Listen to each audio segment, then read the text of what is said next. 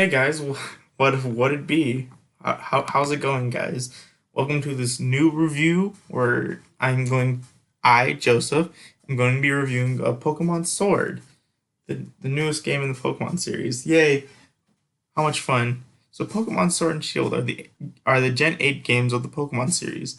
They released a couple weeks ago, so forgive my lateness for this video. For the record, I played Pokemon Sword, so I'll be talking from that perspective. Pokemon Shield just has different Pokemon and gym leaders that I will also talk about. Also, this video will contain spoilers for the story, quote unquote. If you have any problems with that, but before I start this review, let me cover some of the controversies that happened before the game. So it all started back in E3 2019. In the Nintendo Treehouse, the developers said that all the Pokemon will not be available in the game and cannot be transferred from other games to the new one. If they cannot be found in this Pokédex, they cannot be transferred. This essentially led to half of all Pokemon to be basically Thanos snapped from existence. At first, I was nervous about this as I feared that a majority of the Pokemon would be ripped from Gen 1. But after a couple months, I really didn't care about it anymore. But the fan base just grew angrier and angrier as they started a hashtag that would be trending for a long time, and infected comment sections related to the Pokemon, which was the hashtag Bring Back the National Dex. I went from supportive to annoyed because any comment section of any post by the Pokemon Company would be nothing but people asking for the Pokemon Company to add this or that or bring back all the Pokemon. Looking back, it really didn't matter how much quote unquote protesting they did. The game would come out as it was intended by the developers. If people wanted Game Freak to change, they should speak with their wallets. Of course, that didn't work because Pokemon Sword and Shield are the fastest selling Nintendo Switch games as of the time of this recording. This will not affect my review as I don't find it fair to criticize the game for Pokemon that are not in this game. I will try to be as unbiased as possible. So with that out of the way, let's begin. Pokemon Sword and Shield takes place in the Galar region, which is clearly based on the UK, you fucking Brits. You start out in your house watching a match with some random guy and the champion of the Galar region, Leon. He hasn't lost a single game ever, so you can kind of guess what's going to happen by the end of the game. He wins the match, and that is when you're introduced to your rival named Hop, who is the younger brother of the champion. By the way, what the heck, Game Freak? Why can't I name the rival anymore? I wanted to change his name to Dix or Fuckhead or whatever the fuck comes to my head. But anyways, Hop comes in and tells you that his brother just came back from his game. So they both race down to the train station. Leon takes you and gives you your starter. You can choose from the fire type bunny Scorbunny, the grass type monkey Grookey, or the water type frog Sobble. I went with Grookey because he looks adorable and he was the only one that came with a weapon, a stick. My rival picked Sobble and Leon kept and trained Scorbunny. My rival and I went back to the house and noticed a gate that a Wooloo broke and got loose, so we ran into the woods to get the Wooloo. Okay, I have two problems with this. One, why do we just carelessly run into the woods where we don't know what's there and what could attack us? And two, why the fuck does the protagonist live next to the woods where high-level Pokemon live? I hope they got that house for cheap, or it has some barrier that prevents Pokemon from attacking it. Anyways, you go into the forest and you find a mysterious dog Pokemon who tried to attack you, but can't. Both of you pass out and Leon helps you out. After that, you go to the Pokemon lab and meet Sonia, the daughter of the professor, and has about 1,000 plus pictures on Rule 34. She used to be rivals with Leon, but later quit and now helps the professor do research on Gigamaxing. Gigamaxing is a new feature in which in Pokemon where Pokemon grow to become huge kaiju-like monsters, but only for a limited time. After that, you meet the tree-named Professor Magnolia. Hop comes too, and we battle to see who gets to participate in this gym challenge for the game. I win and Leon decides to nominate both of us. What the fuck? During this interaction, a meteorite crashes down near the professor's house. It turns out that it was two wishing stars, the things that make Gigamaxing possible and are a symbol of good luck in the Galar region. We both go get registered and stay at a hotel where we meet the new gang of this game, Team Yell, the worst enemies in Pokemon history. They are basically fans of another trainer named Marnie, one of your rivals in the game. And all they do is be loud and annoying, with Marnie even growing to dislike them over time. My personal problem with Team Yell is that they do absolutely nothing. They just block paths and are trainer fodder for you to defeat. After that, we began our first journey to the first leader. And let me just say right now that these are some of the best gym leaders in all the Pokemon series. I'm serious. All of them look unique and have extra screen time with them, which makes them have way more personality than some of the other trainers in previous games. I also like how they have the basic grass, water, and fire types be first, and then you move on to the other four, which are fairy, dark, and either fighting or ground or ghost and ice, depending on which game you get. I think my least favorite one is Gordy. I honestly forgot about him when writing the script for the video, and he doesn't stick out that much. I honestly enjoy gym leaders like Nessa, Opal, Raihan, Kabu, and I also like the design of Alistair, even though I didn't play Shield. My favorite gym leader has to be Piers. He is the second to the last gym you face and is the brother of Marnie. His design is absolutely genius, and I like the rocker motif. My only problem with him is also another big problem I have with the game. No voice acting. There is no voice acting in this game, which is a problem.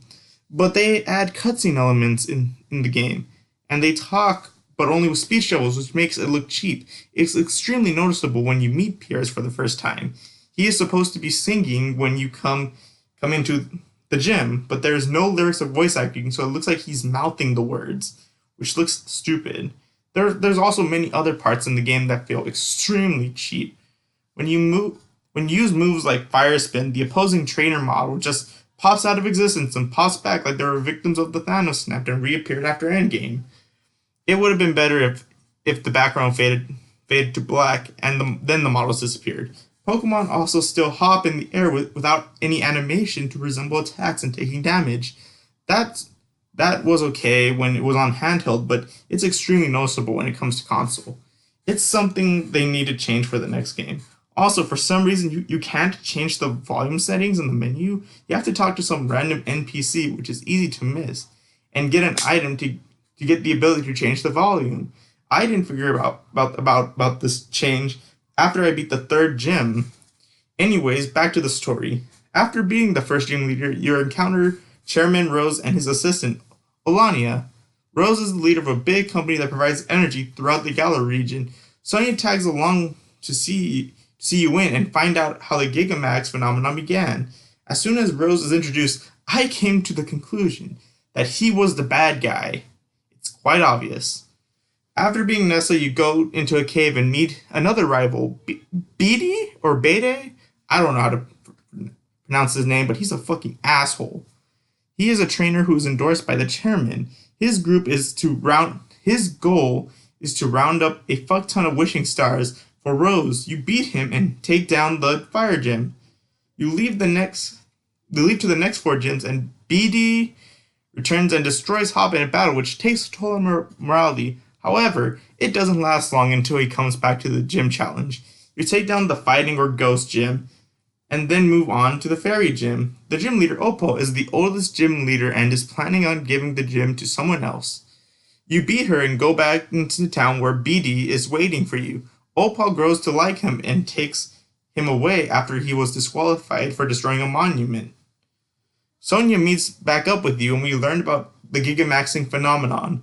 Long ago, the Galar region experienced an era called the Darkest Day, where Pokemon were Gigamaxing. Oh god, I've been fucked recently. Gigamaxing, and it was uncontrollable. Only the legendary Pokemon could stop it, and they disappeared after that. Well, they actually died. Some people believe that it's coming back because now more Pokemon are Gigamaxing out of nowhere. You beat the Ground Ice Gym, the Dark Gym, and the Dragon Type Gym. Then you go on to the big city where the final challenge will take place. But Leon isn't there for some reason. The gang decides to go to Rose Building where he is located to go get him. This is where we learn Rose's real task at hand. He believes that in about 100 years from now, there will be no energy, and he needs to bring back the darkest day. Leon disagrees and leaves to the final battle. The final battle is a tournament, Dragon Ball Z style tournament, with all trainers that pass the gym leaders until one is left. You beat the gym leaders, Hop and Marnie again, and BD even appears again.